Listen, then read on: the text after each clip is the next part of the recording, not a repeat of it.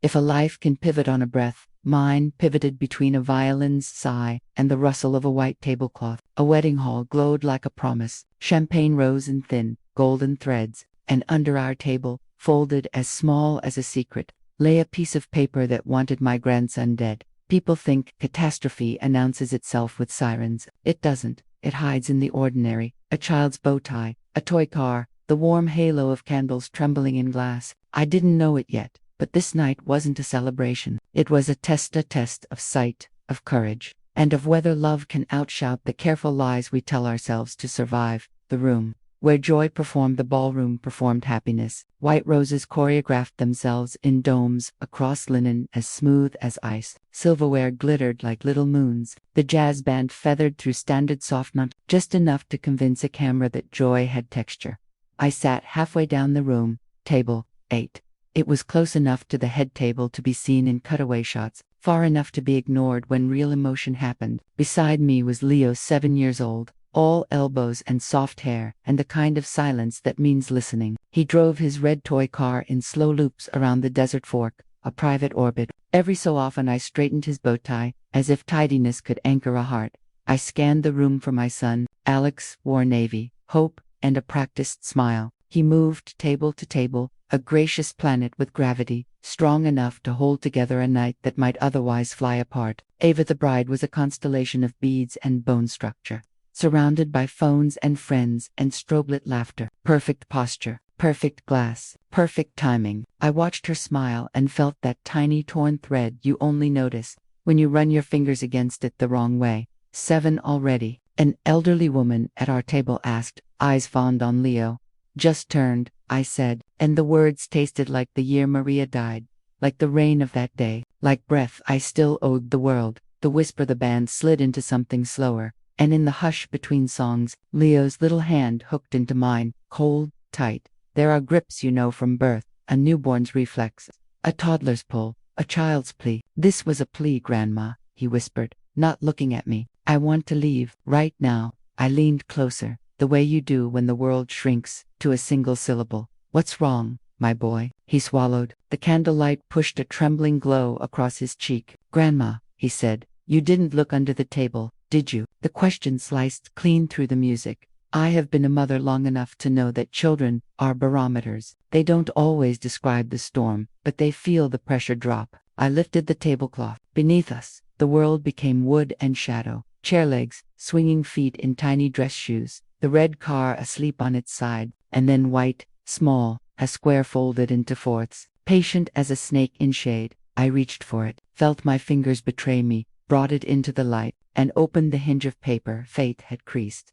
Table 8, add shrimp to the child's serving words. Don't always shout, sometimes they only arrive, and when they arrive, they take the air with them. It is a simple shape in the mouth, a pink half-moon of celebration, unless it is a key that opens a door you can never close. Leo's body does not negotiate with shrimp, it detonates. This is a fact our family treats like an oath. It is written on lunchbox cards, school forms, medicine cabinets. It is stitched into the pocket of every night I have lived since he reacted the first time. Hives blooming like sudden stars, breathing turned narrow. My hands not steady enough to steady the world. I folded the note until it bit my palm. Stay with me, I told Leo, and then, to Lucy on his other side, don't let him out of your arms. Lucy, my adopted daughter, looked up. She had the calm of people who panic after everyone leaves. She drew Leo to her, shielding him with that small, fierce body kindness gives. Across the room, a photographer's flash carved Ava in white fire. She laughed, glass tilted, and somewhere, a tray changed direction. Documentary beat. What a note means voice. If we're honest, in a controlled environment, ballroom,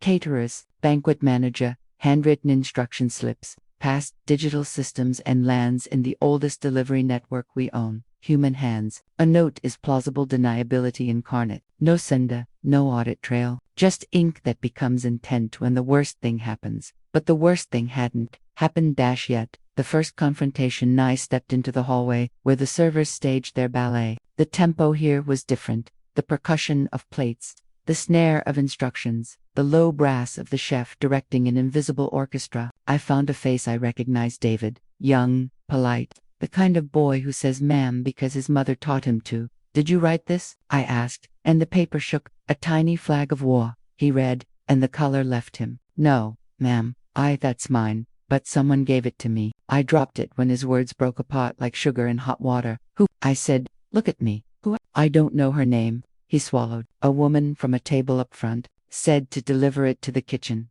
I just carry what they tell me." I felt the slosh of fury hit the sides of its container. My grandson could die. I said quietly enough that he had to lean into the truth. "One bite, one mistake. I'm so sorry," he whispered, eyes glassing with the pressure of a night that had just become a quart.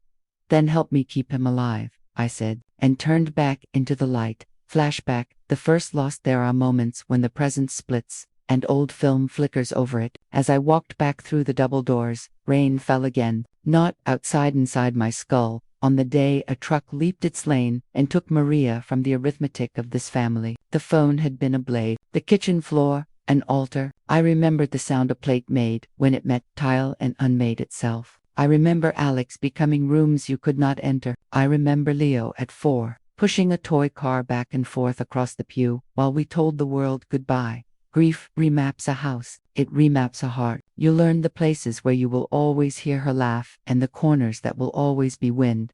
For a long time, I believed the story about second chances, that love returns to us in different clothes, and our work is only to open the door. I wanted that story to be true when Ava first walked into my kitchen, with her careful compliments and hands that insisted on washing dishes that didn't need washing. I wanted it for Alex's eyes, which remembered how to light. I wanted it for Leo, whose silences had become heavy enough to bruise him. But a mother's want is not a warranty. Return to table. ATI came back like someone crossing a border. Table 8 watched me the way a town watches cloud rotation. Lucy's hand stayed on Leo's shoulder. He had tucked the red car into the exact center of his plate, like a talisman to keep food at bay. I put the folded note by my water glass, a monument so small it could ruin a night. The band finished the song. The master of ceremonies tapped a mic. Somewhere to my right, a silver dome lifted from a plate and steamed. I stood before the main course. I said, voice to clear, too steady, "I need to ask something." The hall knows the difference between spectacle and alarm. Conversations thinned, laughter cut itself short. In the span of a heartbeat, the sound floor dropped, and the only thing left was the insistence of my pulse in my ears. I held the note up. If you've never watched a room lean toward paper, you don't know how fast denial can sprint. "Who wrote this?" I asked. "And why did it ask to add shrimp to the child's serving at table 8? The note looked harmless. That is how harm travels. Alex arrived at my side almost before his shadow did. Mom, confusion, concern, the reflex to protect me before understanding what threatened me. He took the paper. I watched the words step into his mind, one by one, and I watched what they did once they got there. "Leo's allergic," he said to the air, as if the air were a person who might help. "He always has been," I answered. Ava appeared like an answer key. "What is this?" she asked. Smile tightened just enough to read as empathy in photos. She reached for Alex's arm. "Some prank? Who would?" "We both know who would," Lucy said, her voice small but fixed, like a nail driven into oak. The hall performed a collective intake of breath.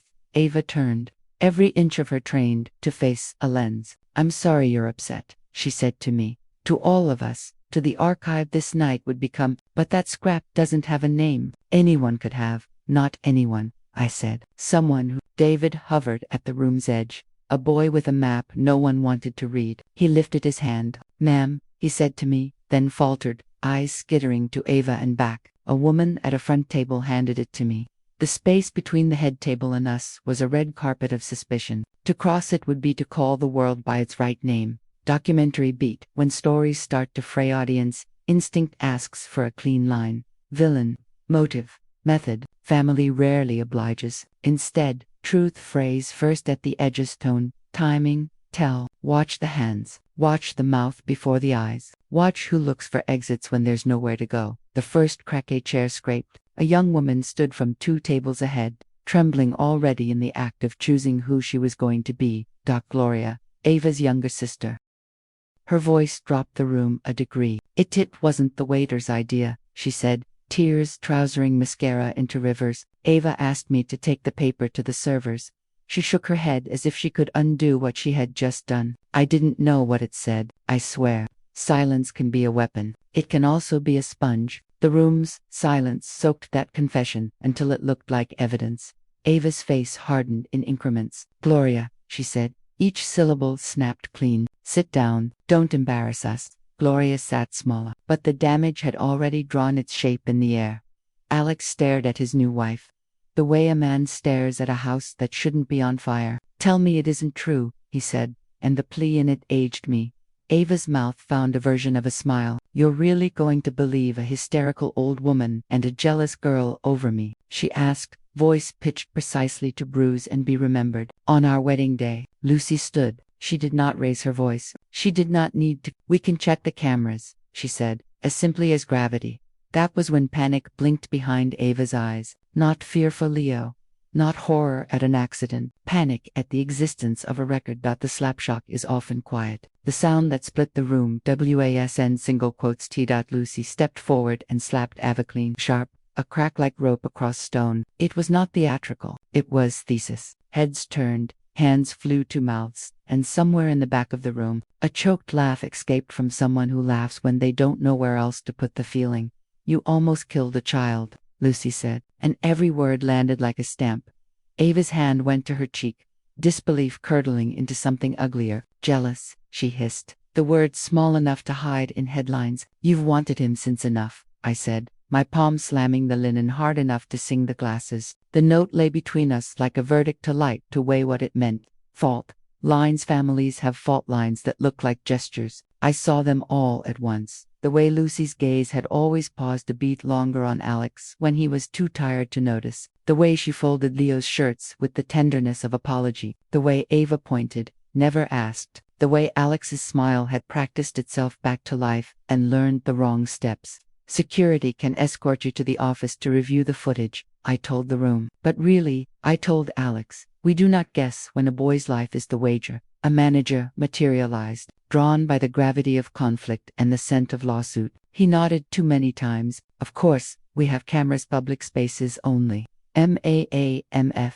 you'd like to now, I said. Ava looked for an ally and found none. Her friends stared at plates as if shrimp might leap out and spell words. The guests, each with their own movie of this moment, cast the bride as whatever made their lives easier to watch. Alex took Leo into his arms. The boy tucked himself under his father's chin the way babies do when they remember the shape of home. Alex's eyes found mine over Leo's hair. The apology there was too big for a single night to hold. I reached across the table and covered Lucy's hand. It was shaking. You don't stop shaking after you tell the truth. You only learn how to live while shaking. Documentary beat. What we think weddings are for, we say, weddings are for beginnings. Perhaps they are also for endings, the kind that make new beginnings possible. A wedding is where you perform the future in front of witnesses. It's also where lies run out of stage. The walkway moved as a small procession. Manager, waiter, me, Alex carrying the child, Lucy at Leo's side, the note in my hand, and behind us, a murmur that sounded like an ocean too far to reach. The corridor to the security office was more honest than the ballroom fluorescent light. Beige that didn't promise anything. Carpet that forgot footsteps. I thought about the question that had started the night. Not Leo's whisper, but the one I'd asked myself for months. Could I love Alex's second attempt at happiness if it didn't look like the first? The answer tonight was different, tougher. Could I protect him from the happiness that only looked like happiness? The manager opened the door to a room full of screens. Time tiled itself in front of us. He rewound the evening until we found the angle that mattered. The bar, the corridor, the front tables, the space where a piece of paper changed shape in the air. Here, David said, pointing, his voice small. That's where someone, the timeline flickered. A woman in white leaned, a younger woman received. A folded note transferred like a communion no one wanted. The manager pressed pause. Evidence, finally, breathed. Alex closed his eyes. I had seen that look twice, once by a coffin, and now by a monitor. In both rooms, he was losing a version of love. Cut back. The ballroom holds its breath. We hadn't returned yet. The guests in the ballroom sat with uneaten plates and thoughts they would keep or tell later, depending on how closely related they were to us. The band played, because bands do. Somewhere near the head table, a glass tilted, untasted. Ava tugged at the bodice of her dress, angry at friction, at air. at the impossible physics of a narrative that refused to obey her. She paced the way people pace when they have not yet decided whether they are remorseful or merely cornered. Gloria rubbed her hands together as if cold lived in her bones. Her mouth kept forming words she couldn't say out loud. I'm sorry. I'm sorry. I'm Matt. Table 8. Lucy's chair sat back from the table, a place held in space by intention alone. Leo's red car waited where he had left it, tiny, bright, stubborn. Children always leave a piece of themselves behind when they must flee. It is how an object becomes a promise that someone will return. Voiceover. What courage looks like. Courage is not the slap, though sometimes it needs one. Courage is the second breath you take when the first is all scream. It is in a child who says, "Look under the table." In a sister who stops being a sister to start being a witness. In a son who lets truth ruin a picture so it can save a life. It is in the old woman who refuses to be explained away. The question that remains: we had proof enough to end a marriage before it had begun. We had a boy safe for the night. We had a room full of people who would remember this in 6 versions and tell it in 12. What we did not have, what we would spend the rest of this story unearthing, was why. Why would a woman aim for a child to harm a man? Why aim for a child at all? Why shrimp subtle, deniable, elegant in its violence? What is the economy of jealousy, and who pays in blood? And what debts does love collect when it returns in the wrong dress? I thought of Maria, the way she held damp cloths against a fevered forehead, the lullabies barely louder than breath, the way she had thanked me in the gray light of dawn when the thermometer finally fell. There are people who move through a house like shelter. There are people who move like weather. Ava had always felt like weather. The door between we stood in the doorway of the security office, with the truth playing itself back at 30 frames per second. The manager cleared his throat, language tripping over the protocols he had been trained to deliver. David said nothing, because sometimes silence is your only plea. Alex held Leo tighter, the child's fingers threaded into the fabric of his father's lapel. The simplest stitch in the world. Let's go, I said. The room is waiting. I did not mean the ballroom. I meant the room after this one, the room where families decide what story they live next. The hallway swallowed our footsteps. Behind us, the screens returned to their cycle. Ahead, 100 people held forks above plates and waited for someone to tell them what kind of night this would be. The tablecloths still shone. The roses still pretended to be forever. The band lifted their hands. I took Leo's hand in mine, slid the note into my purse as if it were a relic, and pushed open the door. The hinges coughed as the ballroom doors opened, and we entered not as guests but as a small verdict. The chandeliers had not learned what we had learned. They continued to rain light, like a promise they meant to keep. Conversations, which had been paused mid-breath, resumed exactly where they had stopped, only quieter, as if volume could be a form of respect. Alex carried Leo against his chest, the boy's face hid in the angle where a collar becomes a shoulder, that private triangle children trust. Lucy matched their pace, her hand never more than a breath away from Leo's back. I felt the note in my purse like a small, square heartbeat. Ava stood by the head table, the confetti of flashbulbs long fallen to memory. She had reassembled her expression for the audience. Contrition curled at the edges, disbelief painted thin over the pupils. Her fingers worried the stem of her wineglass until the glass worried them. Back. We reached table 8. The red toy car still waited in the center of Leo's plate, bright as a signal flare. Ladies and gentlemen, the master of ceremonies tried, brave and doomed. If we could ask everyone to take their pleas. Not yet, I said, without looking at him. He yielded the room, the way small boats yield to weather. The confrontation there are arguments that choose you. This one arrived the way waves arrive, all at once and from every direction. Ava, Alex began, and his voice had the restraint of a dam. We checked the cameras.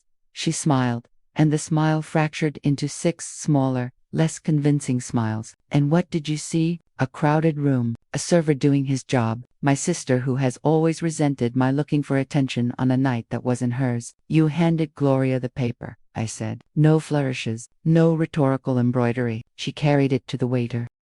The room held its breath like a choir. Ava laughed once too loudly, too quickly, a sound thrown like glitter hoping to distract. So now we ruin a wedding over a paper, over a misunderstanding, over one paranoid over a child's life, Lucy said, stepping between the sentence and its target. Say the words, not paper, not misunderstanding. Say, a child's life. The words hung in the air, stark as candles in daylight. Gloria stood again, smaller this time, as if the simple act of honesty had drained all the sugar from her veins. It's true, she said. I took the note. I didn't read it. I thought she faltered, looked at Ava, and flinched at what she saw there. I thought it was some kitchen detail. Ava told me to help. Ava's jaw set. You pathetic little stop. Alex's voice cracked like a whip and then softened into something older than either of them. Stop talking to her that way. He put Leo in my arms. Careful, careful. Then turned back to his almost wife. The room tilted toward them, as if the chandeliers themselves wanted a better view. Why shrimp? He asked. Why him? Ava blinked, cornered and calculating.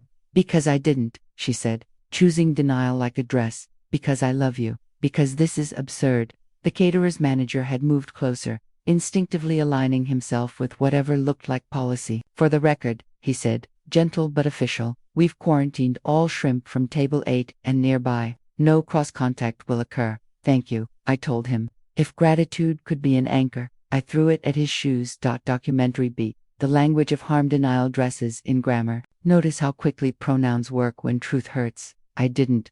They're hysterical. Anyone could have. Harm is almost always nameless until you name it. Then it panics. The vows unravel. A wedding is a structure made of sentences. I promise. I take I to under the chandeliers. The sentences tore. I brought you into my son's life. I said to Ava. I opened my door. I made room at my table. And you looked at a 7-year-old boy and saw a lever. Her eyes flashed. Don't you dare pretend you ever wanted me, she snapped. From the first moment your photographs of Maria everywhere. Your little shrine, your recipes, your stories. I was never going to be enough for this museum of grief you live in. My grief did not blush. It had earned its space. Maria's memory is not your rival, I said. It's our foundation. Ava turned to the guests as if she could auction their sympathy. You see, she appealed, palms open, innocence rehearsed. You see how they make me the villain. How convenient that the old wife is a saint and the new one is a witch. It isn't convenience, Lucy said. It's evidence, evidence, Ava scoffed. A blurry angle, and a piece of paper with no name. The name, Alex cut in, and his voice found steel, is Leo. Silence. Even the band's drummer set his sticks on the snare and folded his hands. The epipenni shifted Leo's weight and looked at Lucy. She was already digging in her small purse, her fingers finding what they always found first, the yellow capsule of the EpiPen. She slid it onto the table, horizontal, like a border we would not let anyone cross. For those who don't live with allergy, an autoinjector looks like a prop. For those who do, it is the difference between scare and obituary. Just so everyone understands, Lucy said, calm, teacher clear. If even a crumb of shrimp had touched Leo's food, we'd have used this, called 911, and prayed the ambulance outran the reaction. Somewhere to our left, an aunt pressed knuckles to her mouth. Somewhere to our right, a cousin muttered a prayer fragment, as if God needed reminding. Ava stared at the plastic tube like it had betrayed her too. Witnesses enough tableau, I said, and turned to David. Tell them, he startled, then stepped forward, hatless, but hat in hand in posture. A woman in a white dress handed the note to the younger woman, he said, glancing at Gloria. The younger woman walked it to me. I took it toward the kitchen. I'd dropped it by accident. I'm sorry. I should have, I don't know. I'm sorry. Did you read it? Someone called. No, he said. We get handwritten add-ons all the time. Vegan here, toddler plate there. It's common, he swallowed. It's common, until it isn't. Gloria's voice trembled. She told me not to dawdle, she added. She said it needed to happen before the mains. Ava pivoted on her. You liar. Please, Gloria whispered. Please stop making me choose. You already chose, Ava said, and the cold in it made me grateful. Suddenly, that truth was finally naked. But motive begins to breathe in stories. Motive is a switch. In life, it's more like a dimmer. I saw the first light move across Ava's face when Alex asked, why him? And she didn't answer the question. She attacked the witnesses. Jealousy is a word we overuse for 1,000 different hungers, for attention, for history, for access to a life that seems less complicated than your own. But there was more here than wanting to be first in photographs. What did Leo ever do to you? Lucy asked. Ava's nostrils flared. He is a wall, she said, and there it was, the unguarded truth. He is a wall I cannot climb. He is what you all use to measure me against your dead saint. Every decision, every weekend, Leo, Leo, Leo. No room left for a marriage. You marry a man, you marry his child, I said. And if you can't love the child, you do not deserve the man. A murmur of assent moved through the room like a breeze through wheat. She threw her chin up. He needed to learn to share, she said, and the way she softened the cruelty scared me more than if she'd shouted. By dying? Alex asked. His hands were open now, both pleading and empty. Sharing what, Ava? My son's breath. Her lips thinned. I wouldn't have let it go that far, she said, and I felt the band's pianist whisper, "Oh my God," to his keys. There it was, the impossible fantasy of control. The belief that you can aim harm and stop it at the exact point where you've made your point but not yet paid the price. The lie every abuser tells themselves on the first day they become one. Documentary beat, control is a myth, ask any nurse. Harm is never as precise as intent. Allergens do not negotiate. Reactions do not obey narrative beats. The story in the mind of the one who harms is always neater than the story the body must survive. The decision. I turned to the manager. We're done here, I said. This guest, I could not say bride, needs to be escorted out. He hesitated for a fraction. The fraction, where tipping charts and liability equations, Dual then nodded to security. Two men in suits edged forward. Gentler than the word remove, but not by much. Ava's friends stirred at last, their loyalty uncertain, their dresses whispering as they half froze and half set. Ava, one began, and let the name be the whole sentence. Ava looked at Alex as if she could convert herself into the narrative he needed. Don't do this, she said, and the words could have fit in any soap opera on any afternoon in any decade. Don't humiliate me. You did that, Alex said, to us, to yourself. She turned to me for the first time without pretense. You think you've won, she said, low and lethal, but you've just ensured he will never love anyone you approve of. He'll be alone, and it will be your fault. What you call alone, I said, we call safe. Security flanked her, not touching, just shepherding. She wrenched her arm away from the idea of them and barked over her shoulder, Gloria, with me. Gloria didn't move. Ava's face made a new shape, small, ugly. For the first time, she seemed to comprehend the difference between a wedding and a marriage. A wedding gathers spectators, a marriage collects witnesses. She had run out of both. Let's go, security said, softly. They led her through a corridor of eyes. As she passed, the appetites of the room shifted. Nobody wanted the shrimp now. Collapse when the doors sealed behind Ava. Sound didn't return so much as grow in strange directions, a fork falling onto china and skittering, a child somewhere, asking a too loud question about why the lady was crying. The band testing a chord and deciding to wait. Alex stood in the vacuum she left. He looked suddenly like a man who had been holding up a house alone. I'm sorry, he told Leo, and his voice broke on the second word. He stroked his son's hair with a tenderness that felt like a vow truer than anything printed on a program. It's over, Lucy whispered, stepping close. He's okay. He's okay. Her words were for us all, a small benediction we could half believe. I handed Leo back to his father and allowed myself one breath that didn't hurt, then two, then one that did again, because that is how breath works after you've spent an hour bargaining with it. The manager cleared his throat, a man with a job and a heart. We can adjust the evening as you wish, he offered. Cancel the mains, serve coffee, close the bar, call cabs, whatever you need. Alex looked at me, and the boy in him peered out through the man. Mom, coffee, I said, for those who want to stay and not be alone with this. He nodded, grateful for an instruction he didn't have to invent. The room rewrites. Its self-servers moved with a new choreography, one reserved for afters. After speeches that go wrong, after toasts that reveal too much, after truths. Plates retreated, cups advanced, sugar bowls bloomed. The jazz band found a standard old enough to hold sorrow without cracking, a melody that knew how to be both apology and lullaby. A cluster of relatives approached our table in waves, the aunt who always means well and never quite says the right thing, the cousin who jokes when he should listen, the neighbor who brought casseroles when Maria died and never stopped believing food is the solution to everything a heart can't chew. I let their words come and pass. Condolences are weather. You stand in them, and then they move on. A small boy from another table approached Leo, hands behind his back, courage blooming in his cheeks. I have a blue car, he announced. and placed it beside the red one, as if this alone could rebalance the world. You can borrow it. Leo looked at me, a question about whether generosity was safe. I nodded. He pushed the blue car once, tentative, then the red, then both in a gentle figure eight that looked very much like beginning again. Lucy and Alex, they ended up standing too near.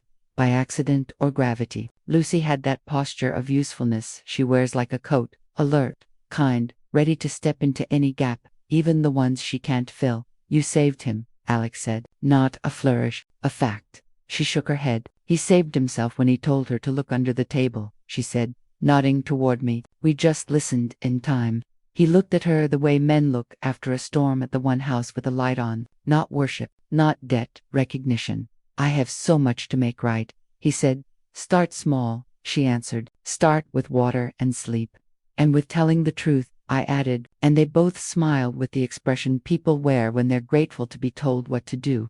Documentary. Beat. What a family decides. If you're filming this, this is where you cut to objects that mean more than they should. The two toy cars, side by side, the EpiPen like a baton, a napkin folded into a crude boat by a distracted teenager, a smear of icing a server missed. Narration would say something like, families are made not only by blood and ceremony, but by decisions in rooms that smell like coffee. After fear, aftershocks not, everyone stayed. Those who did clustered in topographies of comfort, siblings reconstituting themselves into children, elders giving advice that sounded reasonable even when it wasn't, a pair of bridesmaids counting the terrible math of deposits and refunds in whispers.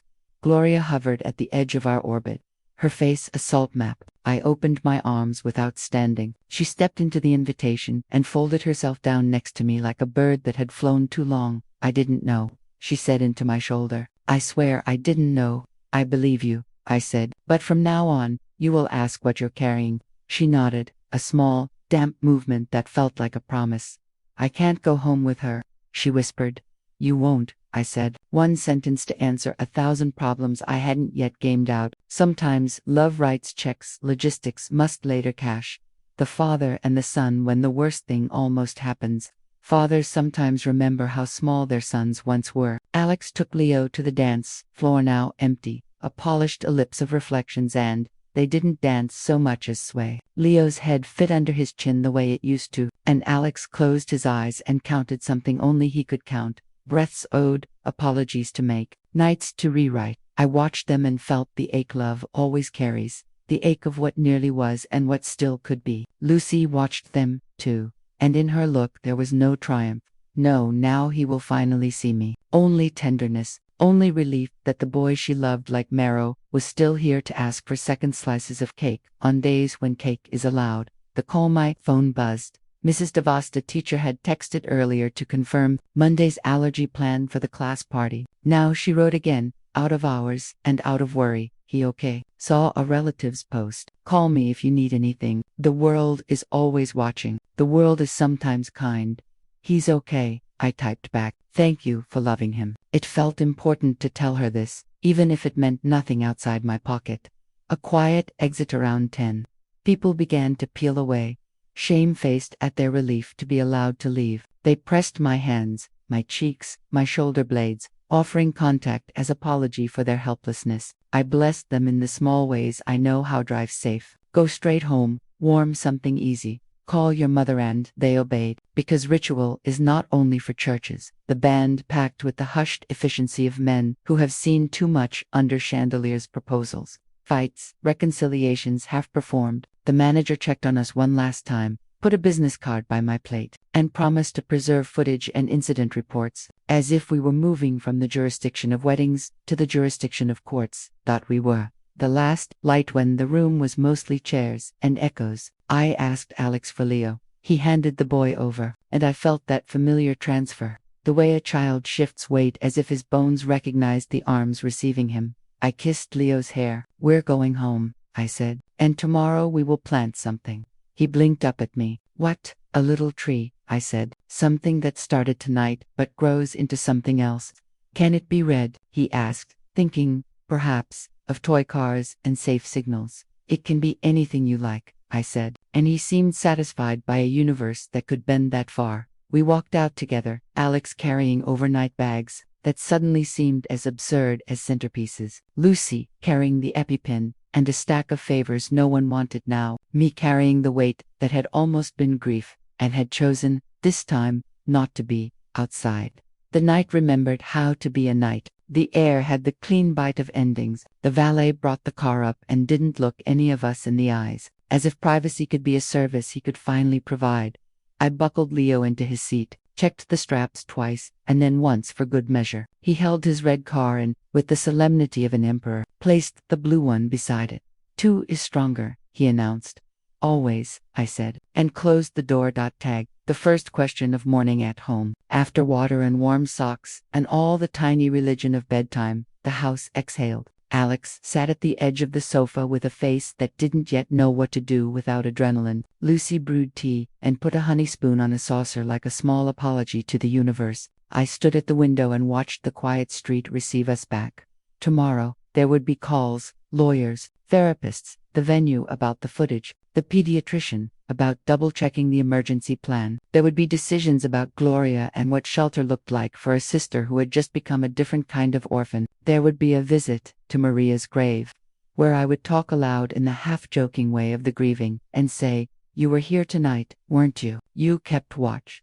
Tonight, there were 3 mugs, 2 toy cars parked under a lamp, and the knowledge that fear had not gotten the ending it wanted. "Mom," Alex said at last, voice raw, "how did I not see it?" "You did," I said, "just not in time to spare yourself, in time to spare your son." He nodded, the nod of a man who will carry both relief and shame in the same pocket for a while. Lucy set the tea down, and our hands thrummed in the air and settled together on the table between the mugs. That we were not a pretty picture, but we were alive inside it. Fade. Every disaster begins with an introduction. Sometimes it's a handshake, sometimes a smile, sometimes it's just a son's voice saying, "Mom, I want you to meet someone." We think evil enters with thunder. It usually enters with manners. Before that night under the chandeliers, before the paper folded in for Ava, had already been at our table for months, one story at a time, building trust like scaffolding on a ruin she planned to repaint. This is how it began. The empty chair. It had been 3 years since Maria's accident. Her chair at Alex's dining table had stayed empty. He'd kept it that way. Not out of ritual but paralysis. There are silences in grief that no one names. The silence of someone washing a single plate. The silence of a boy drawing pictures where a mother should be. Alex came to my house often, not to talk, but to breathe in a space that still smelled like soup and safety. He worked himself into bone dust, driving long hours, eating in his car. Leo, for then, learned to be quiet around him. Children always adjust first. Then, one evening, I saw a new light behind Alex's eyes when he arrived. He had that reluctant joy, the kind that feels like treason against the dead. "Mom," he said, standing in my doorway, "there's someone you should meet." First impressions. Ava entered my kitchen with a smile, rehearsed from others, not too bright, not too shy, perfect balance. She wore blue, that doth the color people choose when they want to appear safe. Her handshake was firm, her perfume floral, her laughter one note too high. "It's such a pleasure, Mrs. Williams," she said, using my last name as if it were a title she had already earned. I noticed her eyes roam across the photos on the wallet. Maria, baby Leo. She smiled at them too long, the way a collector studies something she intends to own. Still, I told myself I was overthinking. Grief turns you suspicious. I poured her coffee and chose kindness over instinct. When she praised the house, the scent of my stew, and the old-world charm of my curtains, I smiled and replied politely, though I had never liked those curtains. I wanted to believe she was genuine. I wanted Alex to be happy again. The hunger to believe loneliness edits memory. It softens warning signs, recut scenes. When people say, "Love is blind," what they really mean is, grief needs a disguise. That day, I mistook Ava's performance for healing.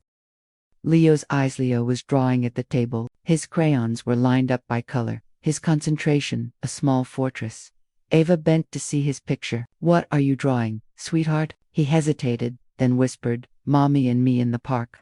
Ava's smile stiffened. "That's lovely," she said, but the air cooled. She touched his hair briefly, and he flinched.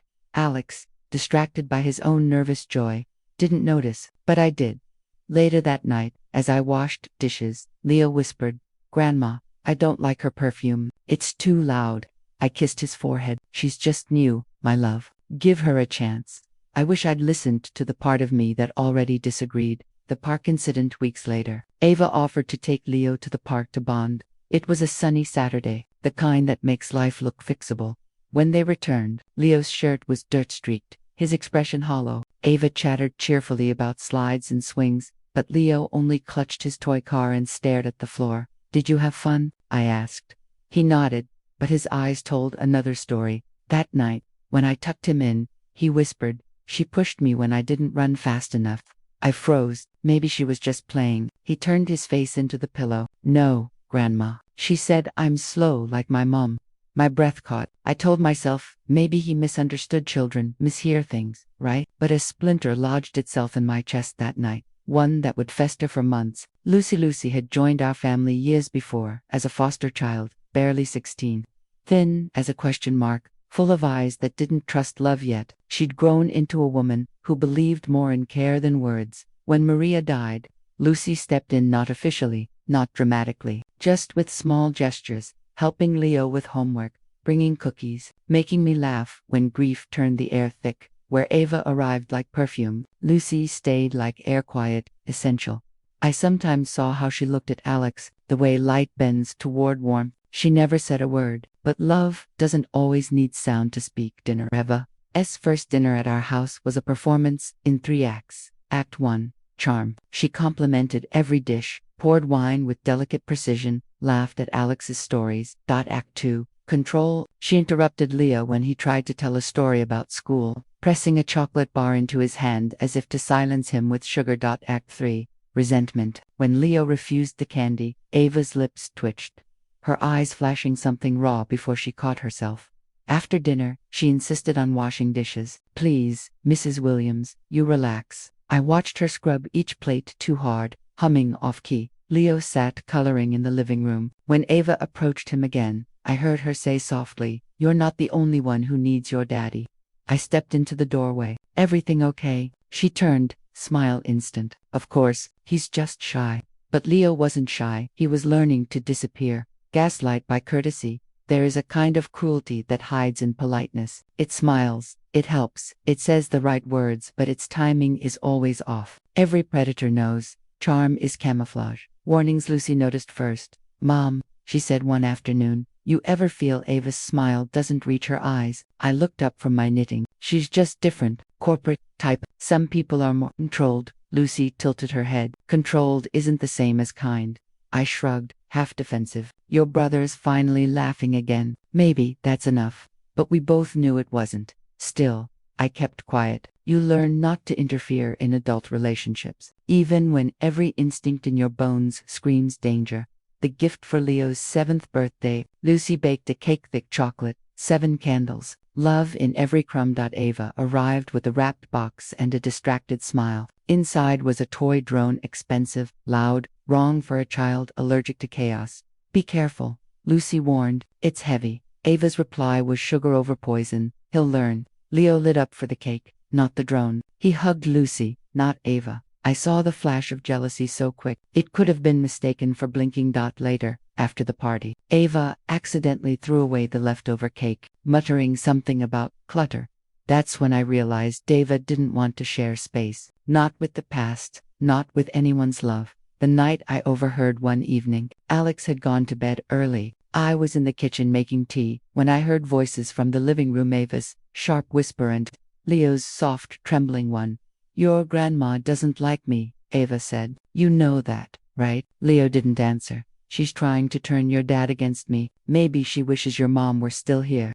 Then silence. Then a sound so small it broke me. Leo's stifled sob. I stepped into the doorway, my hands shaking. Ava turned, startled, masks snapping back into place. "Oh, Betty," she said with a laugh. "Too bright. We were just chatting."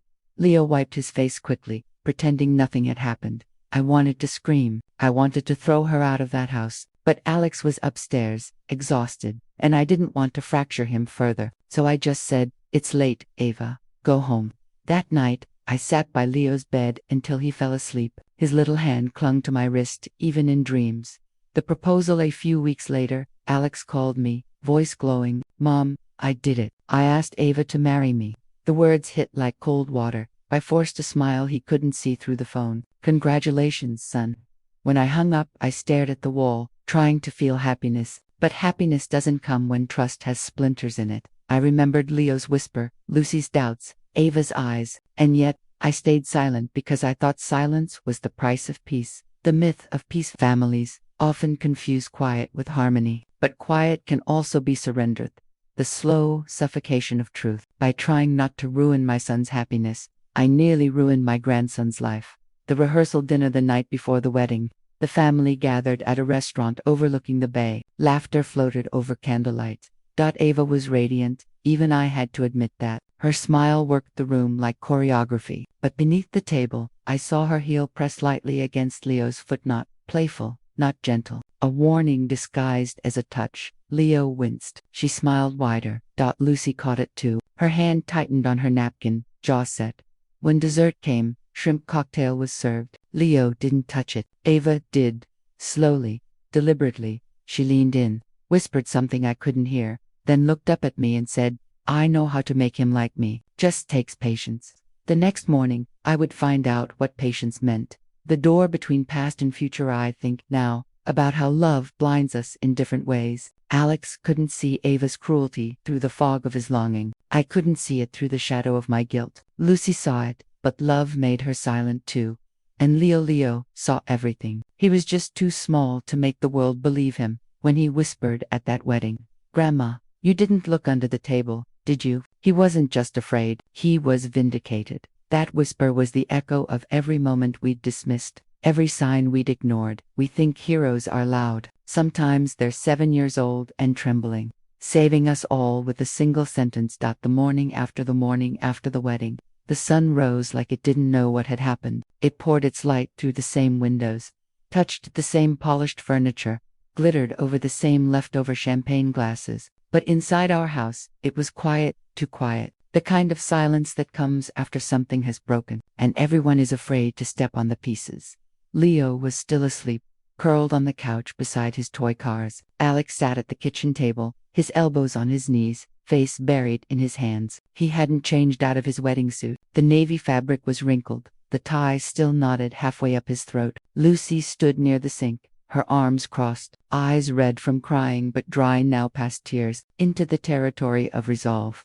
I stood by the window, watching the light crawl across the floor, thinking about how strange it is that the world keeps moving when your life stops. The aftermath. Nobody really prepares you for what happens the day after. Public humiliation. There's no guidebook titled How to Rebuild when the truth destroys you in front of 200 people. The phone started ringing before 8. Family members, reporters, even the caterer, apologizing profusely and promising to support any legal process.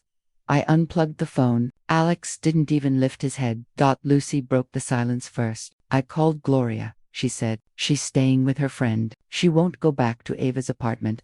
I nodded. Good, keep it that way. Then Lucy hesitated. She wants to talk to you, she said. She's scared of Ava. I asked. Lucy's eyes flickered. Of everything. When truth becomes noise in the digital age, truth doesn't whisper. It screams through every speaker. By sunrise, the story had already escaped the ballroom. Guests posted fragments online. The bride tried to poison the kid. Police escorted her out. The grandma saved the day. Some exaggerated, some invented details. But one truth remained constant. Ava's mask was gone. Alex didn't read any of it. He just sat there, holding Leo's red car in his hands, like a prayer bead. The visit from Gloria. By noon, Gloria arrived. She looked even younger than she had the night before. Her face blotched from crying, her hands trembling as she held a small suitcase. I led her inside quietly. I'm sorry, she said the moment she saw Alex. He didn't look at her. She turned to me. I didn't know. I swear I didn't know what was in that paper.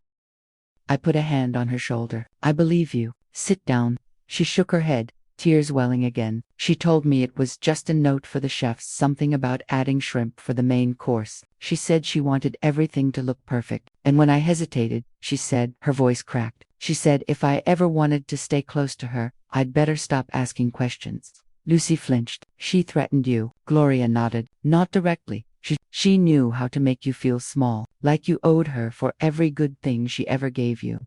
Alex finally looked up. Why didn't you say something? Gloria's eyes filled with guilt. Because she's my sister, and when you love someone, you want to believe they wouldn't do something so terrible. That silence, raw, trembling, and too familiar, fell over us all, because we had all done the same thing. The police report later that day, 2 officers came to the door. Someone from the catering staff had reported the incident. They wanted statements, evidence, names. I gave them the paper, the folded square, that had started it all. One of the officers' kind eyes, steady voice, unfolded it, read it slowly, then placed it into an evidence bag. Do you want to press charges, ma'am? He asked. I looked at Alex. He stared at the table, saying nothing. Lucy glanced at me, eyes fierce. Yes, she said.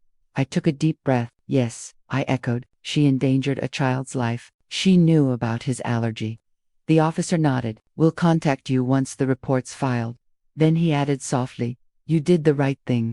But I didn't feel like I had done the right thing. I felt like I'd failed to do it sooner. Guilt has many rooms. There's survivor's guilt, mother's guilt, bystander's guilt. Mine was a blend of all 3. Every sign I'd ignored replayed itself in my head like a courtroom montage. Each polite smile I had accepted, each warning I had brushed aside, each maybe she didn't mean it.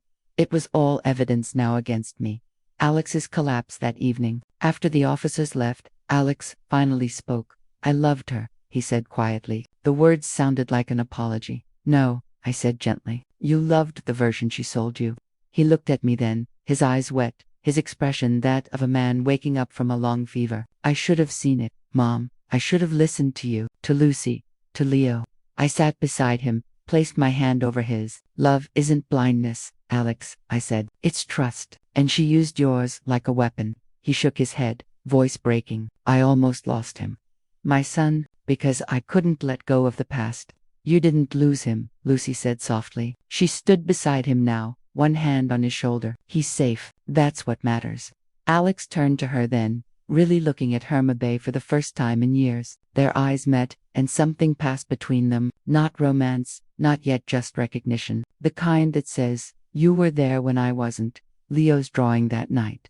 Leo came into the kitchen with a folded piece of paper. Grandma, I made something for Daddy, he said. He handed it to Alex. It was a drawing. Stick figures, Alex, Leo, me, Luciole, holding hands. Above them, a large sun with a smile. And in the corner, a small gray cloud with tears falling from it. Beneath it, in wobbly letters, Bad lady, go away. Alex broke down. He pulled Leo into his arms, sobbing into his son's hair.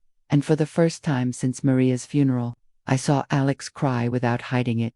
Children see everything. Children don't need perfect explanations. They only need to feel that the adults they love will protect them again. Leo didn't ask about the wedding. He didn't mention Ava. He just started smiling again, small smiles, careful ones, but real. The call 3 days later, the police called. Ava had been found at her sister's old apartment. She refused to speak except to deny everything. But the evidence, Gloria's testimony, the waiter's statement, and the note was enough to open a case for reckless endangerment and attempted harm of a minor.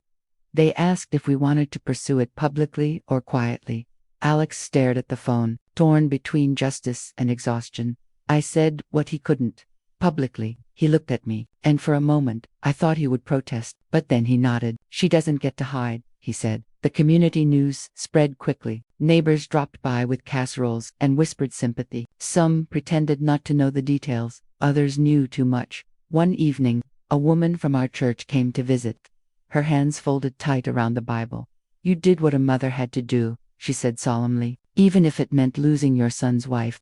I smiled politely, though the words twisted inside me. It wasn't about losing a daughter-in-law, it was about almost losing a child. But what she said stayed with me, because being a mother sometimes means making enemies out of the people your children love. Lucy's vigilance. The weeks that followed, Lucy became Leo's shadow. She walked him to school, cooked him breakfast, taught him to draw birds instead of storms. When he had nightmares, she'd sit by his bed until he fell asleep again. Sometimes, late at night, I'd find her at the kitchen table, staring at her phone, of his name still on social media feeds, comments full of hate, gossip, speculation. Turn it off, I told her once. She sighed. I can't stop thinking what would have happened if Leo had eaten that food before he saw the note. I put my hand on hers. He didn't. Because you and I were there. Because he spoke. Because love listens. She nodded, eyes filling again. I just wish Alex didn't blame himself so much.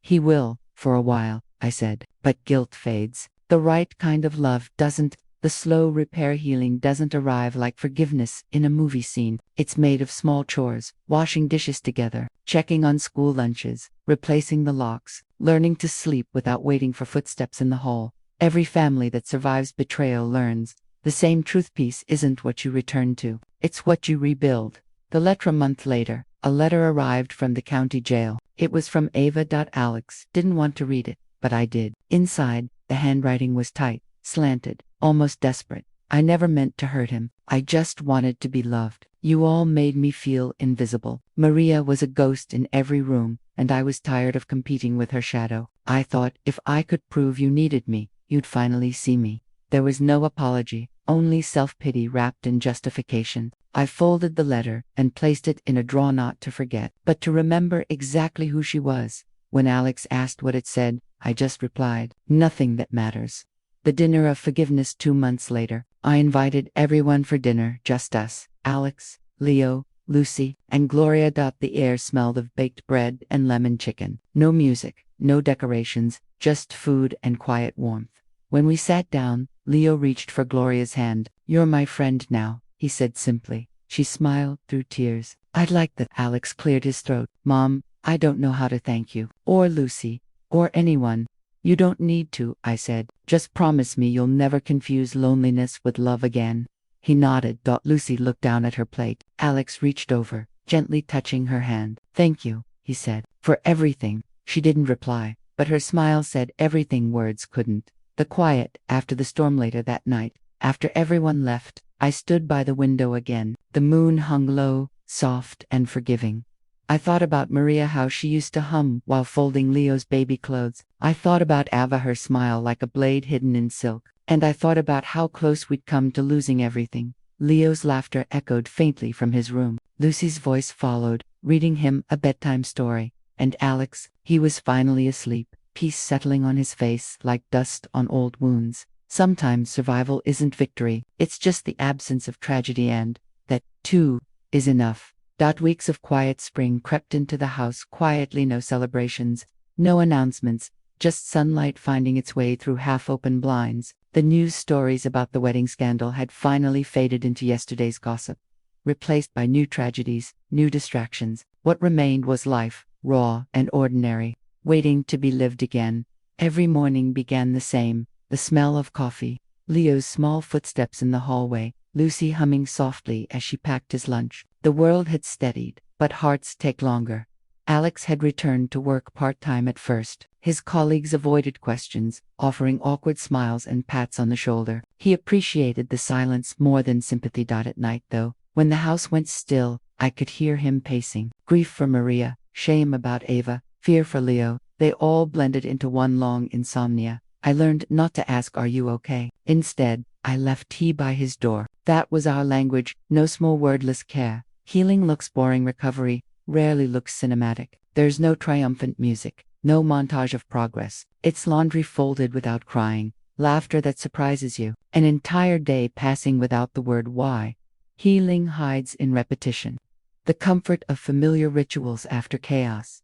Leo's first smile, the first time Leo laughed again, it startled us all. It happened one afternoon when Lucy was helping him bake cookies. He spilled flour across the counter, white dust everywhere, even in his hair. Lucy gasped, pretending outrage. "Oh no, you've ruined my masterpiece." Leo looked at her, saw the powder on her nose, and giggled, then giggled again. And just like that, it broke through the laugh of a child who had survived fear. Alex walked in from work just in time to see it. He stopped in the doorway, frozen.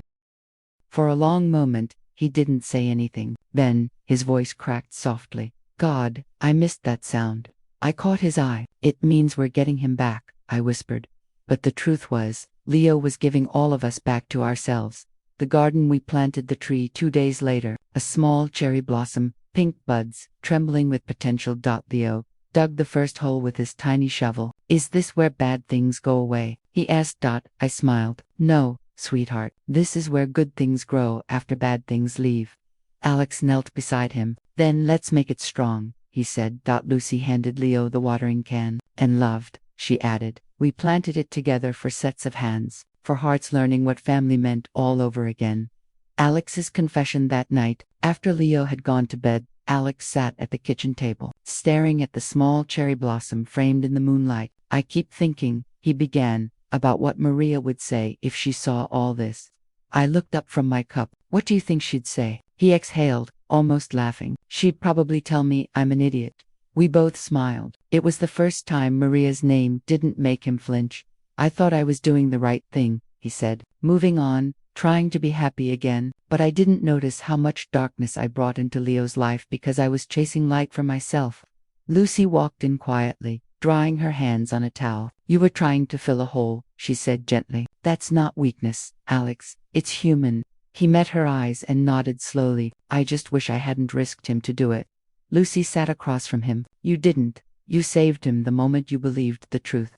He smiled faintly, tired but sincere. Then maybe I can start believing in something good again. Guilt's shadow survivors often believe they failed because they didn't predict the storm, but storms aren't meant to be predicted, they're meant to be endured. Forgiveness isn't forgetting. It's deciding the past won't keep renting space inside you. Lucy's strength weeks turned into months, and Lucy became the quiet heartbeat of the home. She was everywhere, helping Leo with his reading, cooking dinners, taking Alex's calls when he worked late. But she never overstepped. She didn't claim Maria's space, she honored it. Sometimes, I caught her pausing by Maria's old photo in the hallway, touching the frame lightly. Once, I asked her, do you ever feel like she's watching you? Lucy smiled faintly. Every day. I just hope she doesn't mind me loving what she left behind. That was when I realized Lucy wasn't just a helper, she was part of the healing, a bridge between what was lost and what was still possible. The nightmare's healing isn't linear. Leo's nightmares began again in June. He'd wake up crying, gasping for air, shouting, no shrimp, no shrimp. Every time, Alex would rush in, hold him, whisper, you're safe, buddy, you're safe. Sometimes Leo would fall back asleep in his father's arms. Sometimes he'd stay awake, tracing the lines on Alex's face as if memorizing safety. One night, I asked Alex if he'd considered therapy for him. He nodded. I already made the appointment. I smiled. Good, strong boys talk to doctors too. And so, once a week, Leo went to a small office with pastel walls and toys on the shelves, learning how to speak his fears instead of hiding them.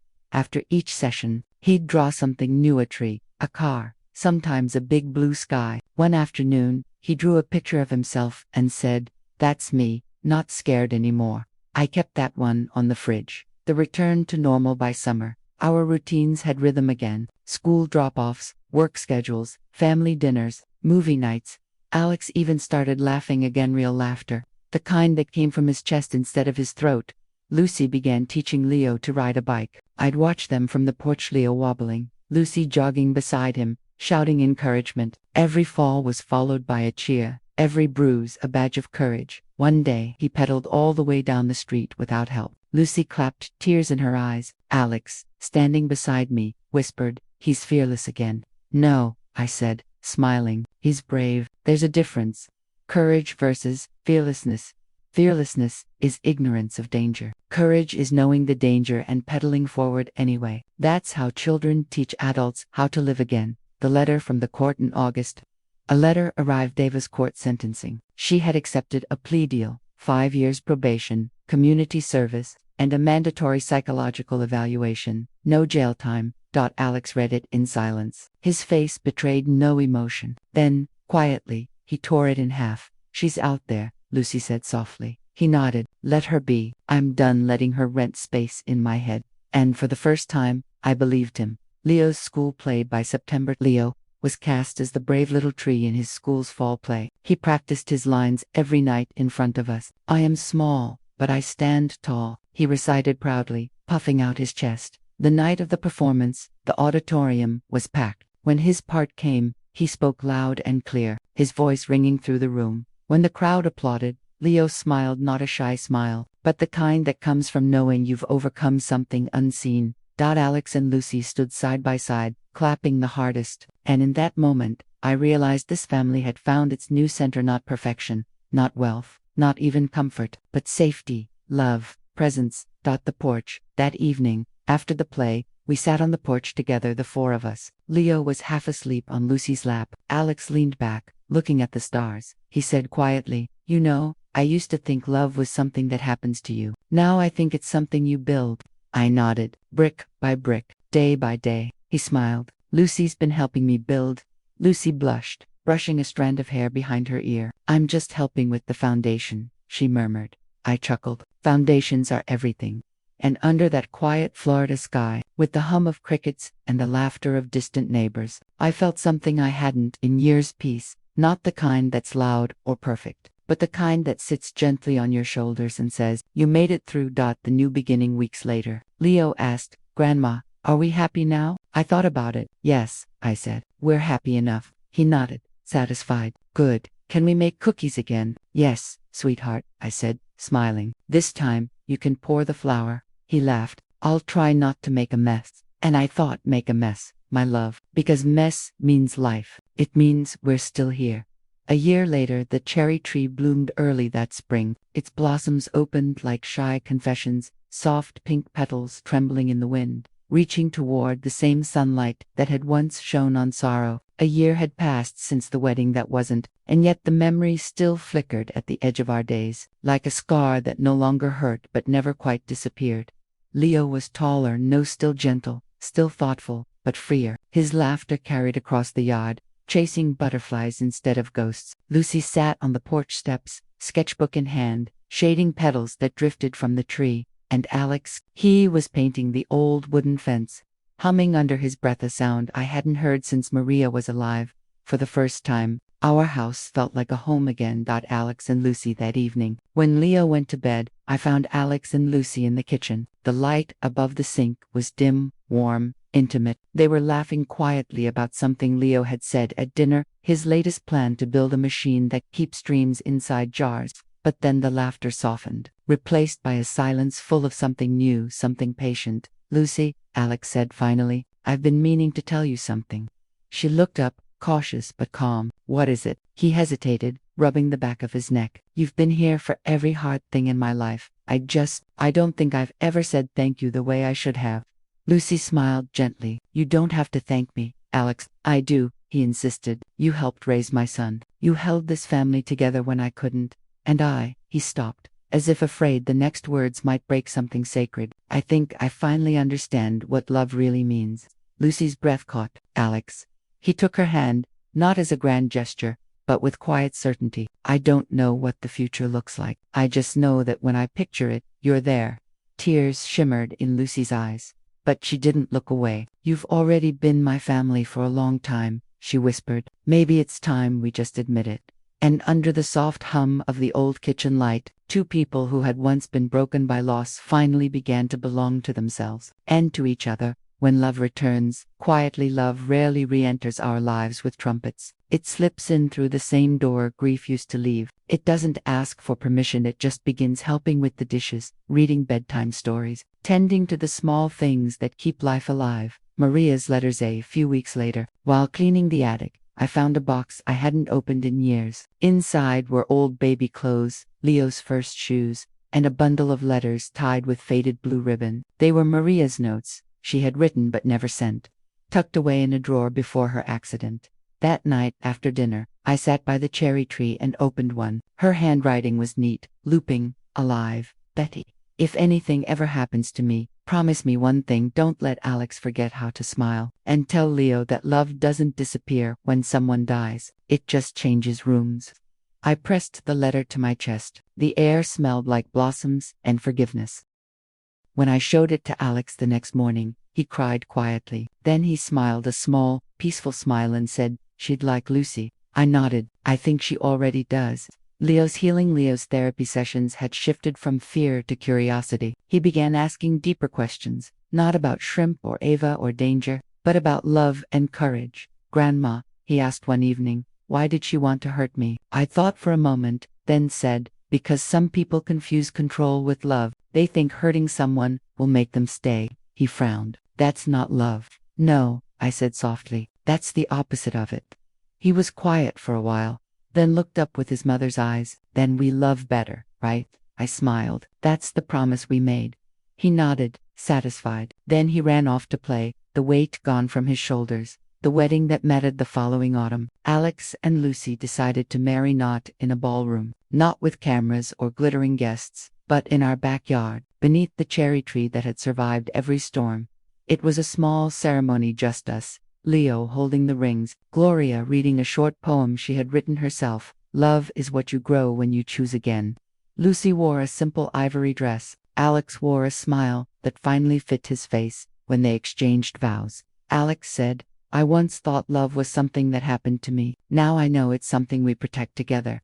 Lucy replied, and sometimes it's something you inherit when someone else's love leaves space for yours. Afterward, we had cake and laughter, and Leo danced barefoot in the grass. It wasn't the grand wedding Alex once imagined, but it was real, and real was more than enough. Second Chance's redemption doesn't erase the past, it reframes it. Every scar becomes a sentence in the story of survival. Every heartbreak becomes proof that love can rebuild on broken ground. The visit months later, I visited Maria's grave for the first time since Alex and Lucy's wedding. The cemetery was quiet, the air crisp with the scent of pine and damp soil. I knelt and placed a branch of cherry blossoms at her headstone. Your boys are okay, I whispered. They've found peace. And you somehow, you're still here. In Leo's eyes, in the laughter at our table, in the way love refused to die. A breeze brushed my cheek, soft and familiar, as if she was answering. I smiled through tears. Thank you, my dear. You taught us how to keep going. The porch at dusk that night. As the sun sank behind the cherry tree, we sat on the porch again. Lucy, Leo, and I. The air glowed amber, and fireflies began to appear, tiny floating lights against the dark. Leo looked up from his sketchbook. Grandma, remember the note under the table? I froze for a second, unsure how to answer. Yes, sweetheart, I remember. He closed his book. I'm glad we found it, because if we didn't, maybe we wouldn't be like this now. Lucy reached over and squeezed his hand. You're right, she said softly. Sometimes scary things make room for better things. Alex nodded. We learned to see each other that night. Really see. I smiled at them, the family that had been broken, mended, and reborn. Under the cherry blossoms, the past finally felt like something we could live with.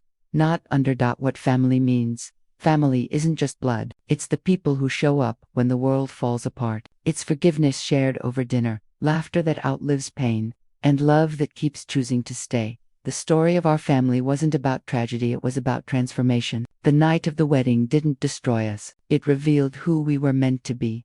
The message's night deepened.